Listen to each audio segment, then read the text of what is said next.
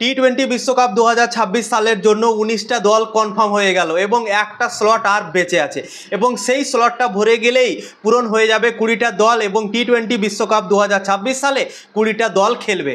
যে 19টা দল 2026 টি-20 বিশ্বকাপে কোয়ালিফাই করেছে সেই লিস্টটা তোমাদেরকে এই ভিডিওতে জানাবো এবং কথা বলবো নেপাল ক্রিকেট টিমকে নিয়ে।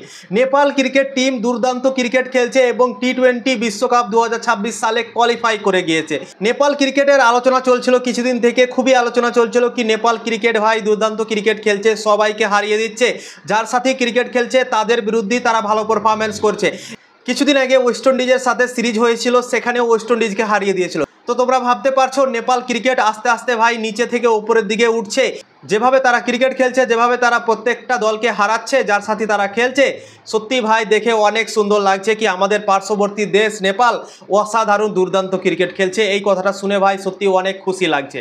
তো 19টা দল কনফার্ম হয়ে গিয়েছে টি-20 বিশ্বকাপ 2026 সালের জন্য এবং টি-20 বিশ্বকাপ 2026 সাল দুটো দেশ হোস্ট করবে, একটা হচ্ছে ইন্ডিয়া এবং একটা হচ্ছে শ্রীলঙ্কা। তো চলো এক এক করে তোমাদেরকে বলে দিচ্ছি সেই 19টা দল যে টি-20 বিশ্বকাপ 2026 সালে কোয়ালিফাই করে গিয়েছে।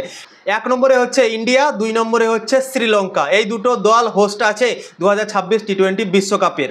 3 নম্বরে হচ্ছে আফগানিস্তান, 4 নম্বরে হচ্ছে অস্ট্রেলিয়া, 5 নম্বরে হচ্ছে বাংলাদেশ, 6 নম্বরে ইংল্যান্ড, 7 নম্বরে সাউথ আফ্রিকা, 8 নম্বরে ইউএসএ মানে হচ্ছে আমেরিকা, ঠিক আছে।